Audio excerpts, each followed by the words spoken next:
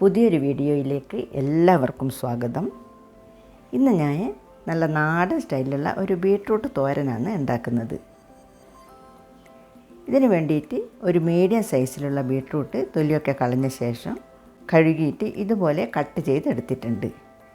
ഈ തോരൻ ഉണ്ടാക്കുമ്പോൾ ബീട്രൂട്ട് ഇതുപോലെ കട്ട് ചെയ്തെടുത്താലാണ് നല്ല ടേസ്റ്റ് ഉണ്ടാകുക. അല്ലാതെ നമ്മൾ ഗ്രേറ്റ് ചെയ്തെടുത്താൽ അത്ര ടേസ്റ്റ് കിട്ടില്ല.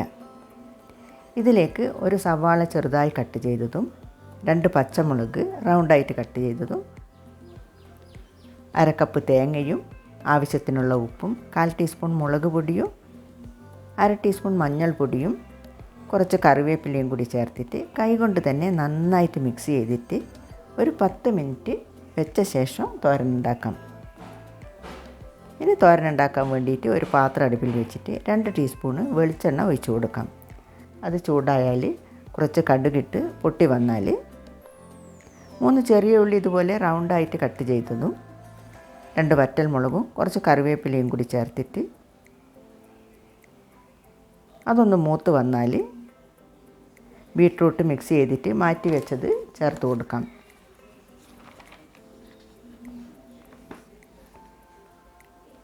രണ്ട് ടീസ്പൂൺ വെള്ളം കൂടി ബീട്രൂട്ട് മിക്സ് ചെയ്ത് വെച്ച ഈ പാത്രത്തിൽ തന്നെ ഒഴിച്ചിട്ട് ഇതിലേക്ക് ചേർത്ത് കൊടുക്കാം. ഇത് നന്നായിട്ടൊന്ന് മിക്സ് ചെയ്തിട്ട് ഇളക്കി കൊടുത്തിട്ട് അടച്ച് വെച്ചിട്ട് വേവിച്ചെടുക്കാം. ഇടയ്ക്ക് ഒന്ന് തുറന്നിട്ട് ഇളക്കി കൊടുക്കണം.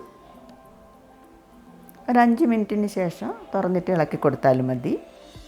വീണ്ടും 2 മിനിറ്റ് അടച്ച് വെക്കാം.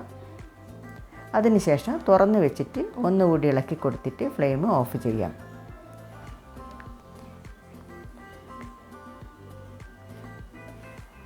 നമ്മൾ ഉള്ളിയും തേങ്ങയൊക്കെ വഴറ്റിയ ശേഷം ബീട്രൂട്ട് കട്ട് ചെയ്തിട്ട് അതിലിട്ടിട്ട് തോരൻ ഉണ്ടാക്കുന്നതിനേക്കാളും നല്ല ടേസ്റ്റാണ്. ഇതുപോലെ കൈകൊണ്ട് തന്നെ നന്നായിട്ട് മിക്സ് ചെയ്തിട്ട് കുറച്ച് സമയം വെച്ച ശേഷം തോരൻ ഉണ്ടാക്കിയാൽ.